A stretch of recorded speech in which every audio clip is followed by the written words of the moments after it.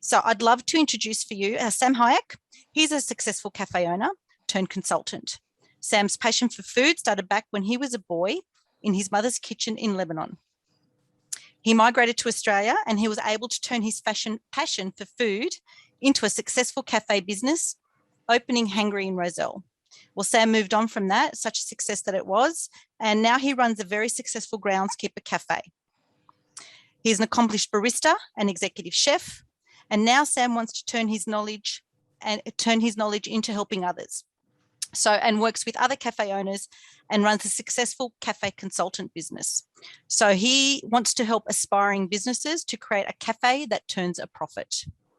Also joining us today for today's session is from Service New South Wales is John Quek. He's our council relationships officer. And I just want to share with you all, if you don't already know, that Service New South Wales does have a concierge service. So what that does is it actually supports our businesses to help you succeed. So this type of support can include anything from helping you complete the correct documentation, so to help you when you get started, and also point you in the right direction to get the support that will need to suit your needs. So I wanted to say thank you and welcome to you both, gentlemen, for joining us for today's session. Thanks, Tanya. So we're focusing today on running a successful cafe, and that can often be seen as a perception because we often see some people sort of busying around, grabbing a cup of coffee, and it looks like it's doing a booming business, but that's not always the case. So the first question I have for you, Sam, is can all businesses or cafe businesses be successful? Definitely not. So what are the things that we need to be looking at when we're talking about running a successful cafe? What are the 3 key points that you wanted to talk to us about today? Look, there's a lot of points, but we can make it short today, and because we have limited time, and we can focus on location, concept, and management. Those are the main 3 categories that you'll be looking at, and they are all as important as each other. But there's a lot of subcategories underneath as well that we need 2 weeks to go through. So let's talk about those 3 categories. So I think when we spoke, there's 3 key areas that we would like to look at, which is location, concept, and management. So the next opportunity we want to talk about is concept. So the concept is extremely important because you're coming to tell a story. And it's an idea so people can actually relate. So that concept can be obviously in the menu. Is the way you present yourself to the customer. Perfect. So so when you're talking about a concept, let's talk about what you did with Hangry in Rozelle, because that was an extremely successful cafe. Before we talk about that, let me put an idea. The concept, I call it always your ID. So when you start a business, you got to identify who you are and who your business is. A lot of businesses they have a fear of missing out on a customer, so they want to put everything on one menu. A bit of a Greek, a bit of Italian, a bit of Lebanese, a bit of Australian, a bit of that, and then they kind of you walk in and you read the menu. There's everything on this menu, and what's the background of the cafe? Those days, the cafes that used to do average food, they're gone. They don't exist anymore. Everyone specialized in something, and to do everything, you lost your identity. So you cannot present yourself as an identified menu or identified concept for customers. So presenting yourself as someone who, with a known ID as a business, is very, very important. So back to your question, the concept of Hangry. Yeah, that's all right. You've got so much information in your head. Right. So we talked about Hangry being Hangry was born out of a very fortunate opportunity, and when we took the premises, it was actually a business that went down, and he wanted to get out of the lease, so he wanted someone to take over the lease. And I put my hand up, and it was a bit of a tough conditions on him because he just wanted to reduce the loss. However, we got in. I changed the place from a non-food premises to a food premises. So I installed the grease trap. I installed the mechanical ventilation. I changed everything to put a kitchen in. So I've transformed the business from a retail to a cafe. And when we were putting the menu together, after we chose the name, someone came up with the idea, yes, let's do what everyone else on the street does. And the answer was no. And they looked at me and said, what do you mean no? I said, there's 30 cafes that are doing the same thing on the street. I refuse to be number 31. I want to be number 1. I said, how are you going to be number 1? I said, I'm going to be the first person on the street and maybe in Sydney that introduced Middle Eastern breakfast on a menu, which is very unusual. Usually to get that, you got to go to a Lebanese bakery in Punchbowl or Lakemba.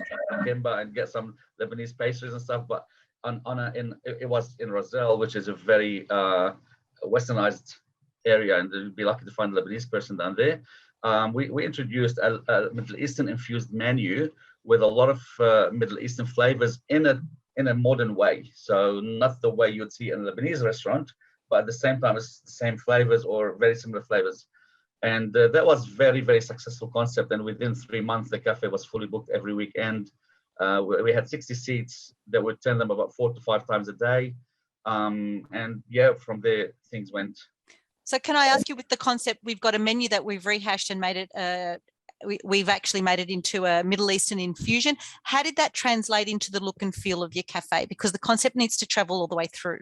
Yes, unfortunate the concept didn't travel all the way through. And one of the bloggers wrote about us, said, you got to step inside Hangry to know what Hangry is about, because the name doesn't give it away. So that was one of the mistakes that I did. Well, however, Hangry was a very catchy name. So at the same time, Hangry was like, let's meet a Hangry. It's a very easy name to remember. And I remember one of my customers bought me a pillow with the Hangry definition on it, so I can put it on the wall. They found it and they brought it to me. So the name did not match the menu and the concept, but people knew what Hangry was about. And we had people visiting from as far as Newtown, as far as Glebe, as far as Ryde, and still the name didn't match the concept, but it worked for us. But would you do it again? Is there an importance to match the food to the decor of your cafe? Absolutely, yes. Absolutely, yes. I would, if I was to do it again, I would not do it. I would not call it Hangry, and I would call it something related to the menu, of course, but something has to be easy to remember as well. I'm not going to call it a name that's going to be 6 letters, six words, and a new line and a paragraph and a apostrophe, and it has to be a simple name that people can remember and easy on the mind. So in the instance where we're keeping on the idea of concept, then you translate it into your staff and uniforms. How important is it for consistency and professionalism for them to sort of also be able to convey what you're about? It is very important. We go back to the idea of having an ID. So you present yourself in the same way. It's calling in the business we call it branding. So when your brand is consistent through the uniform, through the menu, through the signage, through the name, so that brand grows faster and goes further as well. And how do you take that concept and then communicate it through, I guess what's very important now is social media, whether it's Instagram or whether it's Facebook? Do you have photographers, or what do you need to do? Some people go over the board with those things. I think I personally believe, I've always believed marketing to be a word out of mouth. So when my clients take the pictures and put them all on their Instagram, I'm reaching more people than if I put it on my Instagram.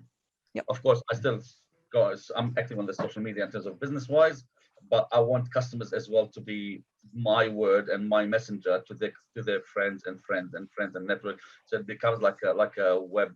So one friend knows 10, 10 knows 100, 100 knows 1,000, and that's how it spreads.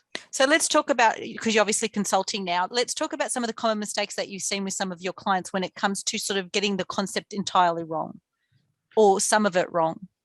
One of the most popular examples I've seen is mixing everything on the menu and having no identity, just not knowing what they want. Because what if one of the customers does not like this item and they want pasta? So if they want pasta, they go to an Italian restaurant. They don't come to you. They go to Italian cafe. So the fact that they came to you, that means they want to eat your food. So they have to have what's on the menu. At the same time, you gotta have comfort food on your menu, not everything like too strict and too far. A cafe at the end of the day is not a restaurant, so it is a cafe for everybody. Restaurants are more specialized, so different concept, different idea.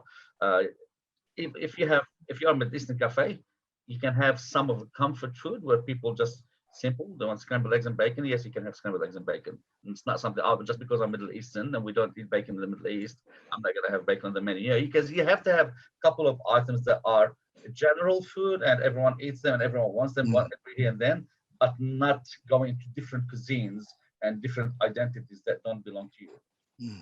So how important is it to follow food trends then? Or is that important, or you better stick to your lane and do what you know? To always follow the food trend within your line. Okay. So just don't leave your line. You can bring things into your. You can, and like I have used soy with tahini. Okay. Soy is Asian. Soy sauce is Asian. Tahini is very Middle Eastern. I have actually used soy and tahini together. Yep. Okay. Call that fusion. I brought yeah, it's infusion. Yes, I brought the Asian food into my line and used it through my line. Yeah. I didn't go Asian. I don't understand Asian food. So if we want someone, we've got people here today that have come to sort of get some ideas for their business. If we want them to sit down and reevaluate their current concept, what are the top 3 questions they should be asking themselves today so they can take back to their business? Who am I? Yep. What do I want? And where do I want to be in the future? Yep. And obviously, if there's anybody out there that's listening that does want to ask a question, you have the Q&A box that you can ask, or you can raise your hand as well, and we're happy to unmute you. So then I just also, with concept, is there anything else that you wanted to add to that, John, regarding concept based on what Service New South Wales provides? Look, we obviously can't provide those ideas, but we can certainly help. And look, I just want to read out, what Sam has said is pretty spot on. And I'll take my Service New South Wales hat off and call on sort of 20 odd years of McDonald's experience. And it's aligned with what Sam is saying. And I'll give you an example. For many years, McDonald's in America made the mistake of trying to be everything to everybody. They were selling burritos, hot dogs, pizzas, fried chicken, everything, and doing it very poorly. And they were losing customers in their attempt to win over everybody. And Sam hit the nail on the head. If he's not going to sell pizzas or sushi or whatever. He's going to stick to his lane. Know what you do, know what you want to sell, what your concept is, and do it really well. and that's the key, rather than trying to do a whole lot of things badly and confusing your customers and disappointing your customers. Stick to your lane, but keep up with the trends, but do it really well. And having the right people on board, your management, your concept, your location, all those things will give you a better chance of succeeding. It won't guarantee it, but it will certainly give you the best chance. But it comes down to hard work. And Sam yesterday talked about, how many hours you put in. It's a full-on, hands-on job to be successful. It's not something you can just kind of open, walk away, and expect it to be successful in the hands of somebody that you entrust to run it. You really got to commit to it in order to do it well. And now the other question is too, when you're talking about concept, and obviously cafes have a reputation for having good coffee. So aligning yourself with the coffee brand, how important is that? Or is it better in the barista? Because a lot of coffee now, when we go past a lot of cafes, they'll tell you that they stock a particular brand of coffee. So you build that loyalty through the coffee as opposed to the cafe. Do you see that as an important trait, Sam, as well? Look, coffee industry is again another topic and a whole. I'll summarize it for you. You can give me bad bean with a good machine and good barista, I'll give you 80% good coffee. And you can give me the best bean in the world with a bad barista and a bad machine, and I'll give you the worst coffee. So the brand for me, at the end of the day, there's a lot of brands out there that do not support their vendors, and they don't care about the quality, and they just put it there and they walk away and do with it whatever you want. What I look at is how much care there is inside the cafe in terms of coffee. So when I walk into a cafe, I'm obviously eating out a lot and drinking coffee a lot. So the first thing I do is I actually watch what the barista is doing. And from what the barista is doing, I can tell if it's going to be a good coffee or not before I taste it. So there's a lot of things that the barista should be doing with a simple cup of coffee that they don't do. And it's like, no, I'm not having this coffee, I'll walk out. The brand is good, it's important, but who the brand support from the brand itself is more important. If they care that every cup of coffee from their name is going to come out perfect or not. I know a lot of coffee brands that they actually send secret shoppers, say, can you go try the coffee at that place? Let me know what it is. And if they're not up to the standards, we're going to take that account away. Because you have to protect your brand as a brand owner. But a lot of brands, they don't care. As long as they sell the kilo, they walk away. So brand is important, but the care inside the shop itself is more important than the brand. And I also think that your coffee cup, the takeaway coffee cup, especially since we are this sort of let's up and go, is a very good, powerful marketing tool in terms of promoting your cafe. And if I can share with you all, I spent time in Tasmania for a weekend, and the one thing that got me, there was this one particular cafe that had bright yellow coffee cups. So I knew where the coffee was coming from. It took me my weekend to figure out which cafe it was from, it built up my curiosity that I actually had to go there and grab one. So I guess there are the little points to consider, because that forms part of your concept and part of that marketing and part of that curiosity around that. So before we move on to the next section, let's talk about the groundskeeper, because that's where you've currently got your latest cafe. Yes. And so let's talk about your key learnings from Hangry and how you've applied them to the groundskeeper to implement some concepts there and get it a little bit more right, because I think we're always striving for perfection. The most important thing I learned from Hangry into the groundskeeper is to move from being self-employed to a business owner. Explain to us the difference there. A self-employed person is someone that runs a business, and the business will not run if they're not there. So you're there, you're doing a job, you're working as a chef or as a manager or whatever, and then you open the door, you close the door, and you walk out, you go home. So you get your wage, but you are working in the business every day. To become a business owner is to actually be able to own a business that runs under management, under your management, under your supervision, but you don't have to be there for the business to be making you money.